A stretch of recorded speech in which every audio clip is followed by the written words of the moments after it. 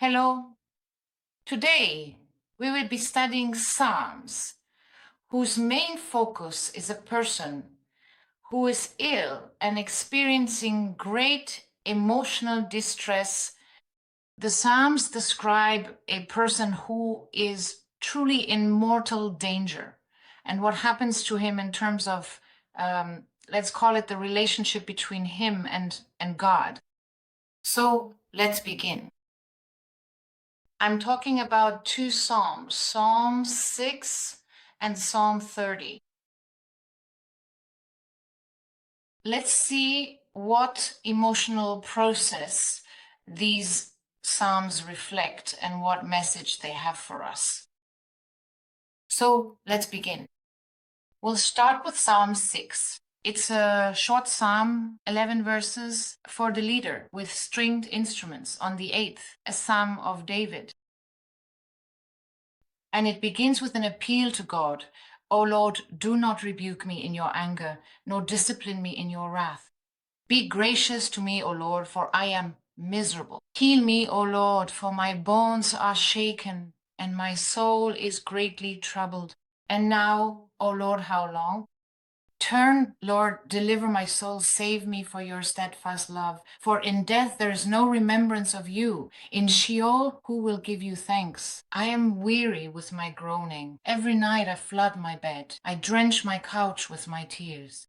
My eye wastes away from grief. It grows old from all my adversaries. Depart from me, you workers of iniquity, for the Lord has heard the voice of my weeping. The Lord has heard my supplication. The Lord accepts my prayer. All my enemies shall be ashamed and greatly troubled. They shall turn back and be put to shame in an instant. It is possible to observe that this psalm is divided into two parts. 7 verses, and then another 4 verses, mainly because from verse 8 to verse 11, a new element suddenly appears. The one praying mentions his enemies, my adversaries, workers of iniquity, my enemies. There is a new theme.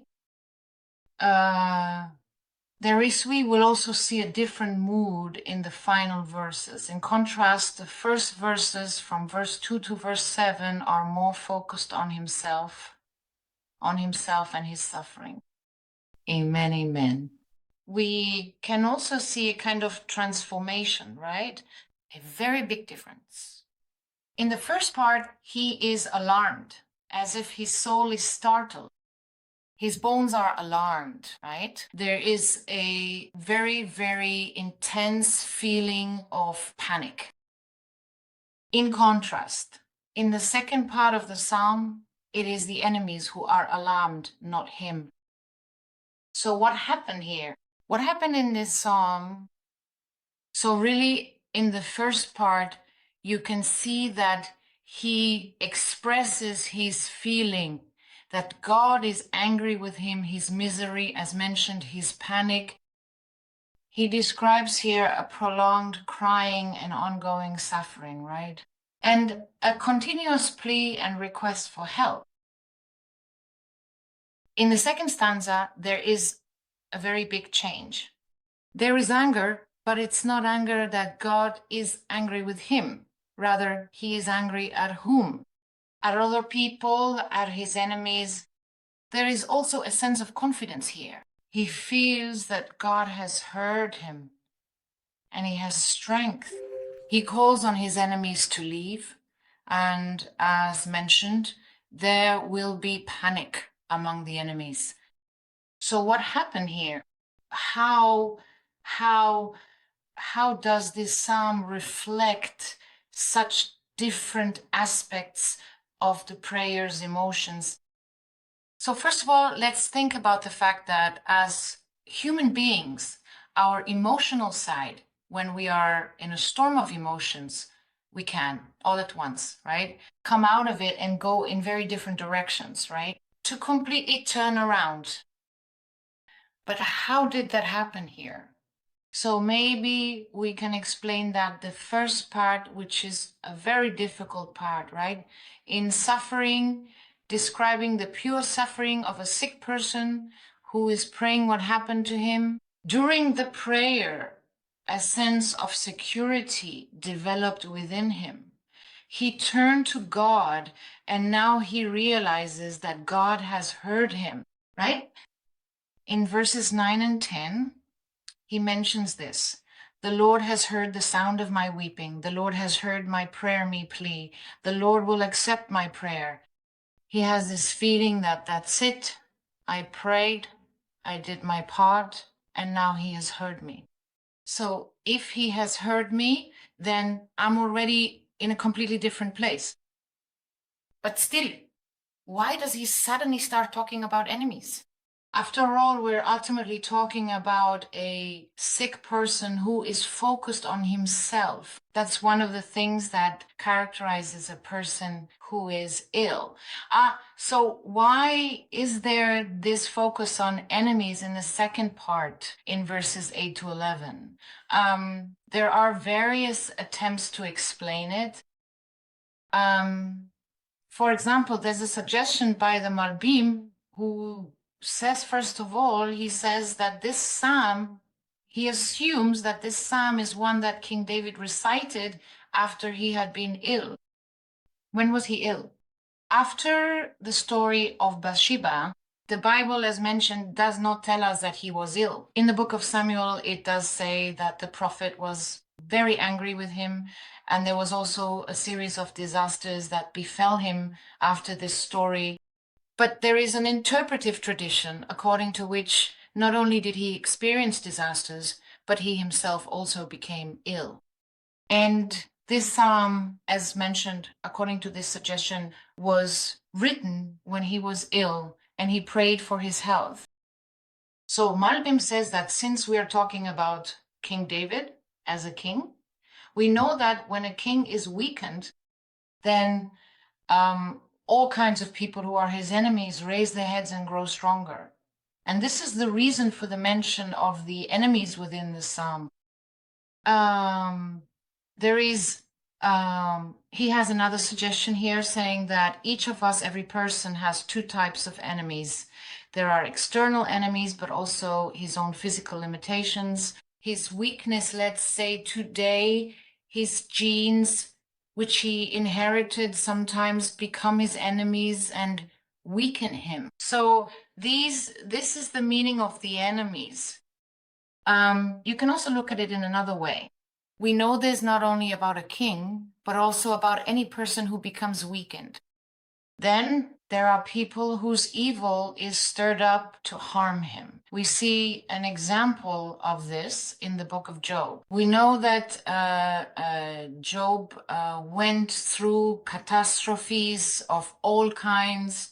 His children died, his property was damaged, but also his health was affected.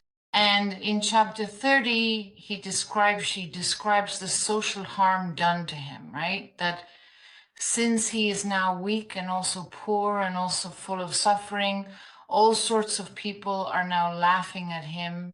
He describes here, for example, young people, outcasts from the margins of society, whom he wouldn't have even chosen as shepherds for his flock. Now, they sing all kinds of songs about him and speak badly of him, despise him, and distance themselves from him as if he were untouchable, and try to harm him. So this is one of the things, by the way, that explains the nature of the enemies, not only in this Psalm, Psalm 6, but also in other Psalms in the book of Psalms that deal with a sick person. I. Now, let's conclude our study of this psalm with the words of the Radak, Rabbi David Kimhi, who lived in Provence in the 12th century. He presents the first possibility that David said this about himself. But he says that David composed this psalm and other psalms, not only about himself, but for anyone praying who is in distress, and unfortunately also for people who are ill. And he discovers in this psalm, especially in verses 9 and 10, a truly great promise. And he says, that anyone who recites this psalm, who prays with a broken and contrite heart, yes, who recites this psalm can be sure that God hears his prayer, without a doubt. And he bases this on the expression in verses 9 and 10, the Lord has heard. Yes? Hear my supplication. The Lord will hear my prayer. Yes? Aha, there is a promise here. He has accepted my prayer. That means that his prayer was heard. For example, we have an example in the book of Kings 2 of a man who was Hezekiah, king of Judah, who was sick. And the prophet Isaiah came to visit him and gave him very hard news. You are going to die. Yes, I know you are going to die, for you shall die and not live. No, you will not recover from this illness. And in verses 2 and 3, Hezekiah turns yes. Here he turns his back to the prophet, faces the wall, and prays to God, saying, please remember how I have walked before you in truth and with a whole heart and have done what is good in your eyes. And he weeps bitterly. And the prophet Isaiah gives him a new, different prophecy in which God says, I have heard your prayer. I have seen your tears. Behold, I will heal you. That is to say, as a result of Hezekiah's prayer, the prophecy changed, and now Hezekiah will live. So this is an example, a biblical example of someone who fell ill, prayed for himself, and recovered. God heard him. Now we will move on to another psalm, a study psalm. And this psalm is also quite short, which begins with, I'll just check with the yes, it opens with a very big expression of gratitude. Sorry, the psalm is a psalm, a song for the dedication of the house of David. I will exalt you, Lord, for you have lifted me up and have not let my enemies rejoice over me. Lord, my God, I cried out to you and you healed me. Lord, you brought my soul up from Sheol. You kept me alive that I should not go down to the pit. Sing to the Lord, you his faithful ones, and give thanks to his holy name, for his anger lasts only a moment, but his favor is for a lifetime. In the evening weeping may stay, but in the morning there is joy. I said in my prosperity, I shall never be moved. Lord, by your favor you made my mountain strong. You hid your face, I was terrified. To you, Lord, I called, and to the Lord I pleaded for mercy. What gain is there in my blood, in my going down to the pit? Will the dust praise you? Will it declare your truth? Hear, O Lord, be gracious to me. Lord, be my helper. You turned my mourning into dancing for me. You loosened my sackcloth and girded me with joy, so that my soul may sing praise to you and not be silent. Lord my God, I will thank you forever. So this psalm is a psalm that opens with great gratitude. And he says, I once prayed, right? I cried out to you, verse 3, and you healed me. And this was when he was in a very, very difficult situation, which he mentions in Psalm 6. He almost died, right? Lord, you brought my soul up from Sheol, verse 4. You kept me alive that I should not go down to the pit. Those who go down to the pit are the dead, right? So you saved my life, and he thanks him. Later in verses 6 to 7, he begins to describe a different reality, these upheavals that we experience, the fragility of life, the instability, right? Sometimes God, yes, gets angry with us and our lives depend on his will. And then what happens to us? At night, weeping may endure, but in the morning joy. Sometimes we are in a state of weeping. Sometimes we are in a state of gratitude. Even though and despite this, and I said in my security, I shall never be moved. The feeling the common prevailing feeling among healthy people is it'll be fine. We'll continue to be healthy, right? Nothing will happen to us, or at least it won't happen to me. This is actually an illusion of someone who is healthy. And in verses 8 and 10, he already describes the difficult situation he was in, right? And his prayer in that situation, right? That he felt a hiding of God's face. You hid your face. I was terrified, right? He was in great panic. He felt the hiding of God's face. He pleaded with him. He called out to him. And what was his plea? Verse 10. What will you gain if I die? Right? Does a dead person give thanks to God? Right? It's better that you keep me alive. And I ask in verse 11, hear, O Lord, and be gracious to me, right? Yes, save me, listen to me, and help me. In verses 12 to 13, he already describes a situation where things have turned around again, right? You have turned my mourning into dancing. Now I'm already dancing, right? The suffering, the deep sorrow I had, the mourning I experienced has now turned into dancing, right? Sackcloth, right? As is the custom of mourners, he wore sackcloth. So now instead of sackcloth, there is joy around me. And now I just sing to you from now and forever. So what is this psalm? What is it? It begins with thanksgiving. It continues with coming soon. Yes, the turmoil of life. Yes, in the changes we experience in life, it moves on to the plea of a sick person. And it ends where it began with thanksgiving to God. So how can we explain this psalm? So indeed, many commentators say that in fact this is a psalm of a person who has recovered, someone who was once ill, and he is basically telling what is called a story in retrospect. He goes back, he starts with a great thanksgiving for God having heard him and healed him, but then he declares that, right, about that foolish thing he did, thinking that nothing would ever happen to him. And he describes the suffering he went through and the prayer he offered when he was ill, and then he returns to the thanksgiving he expressed.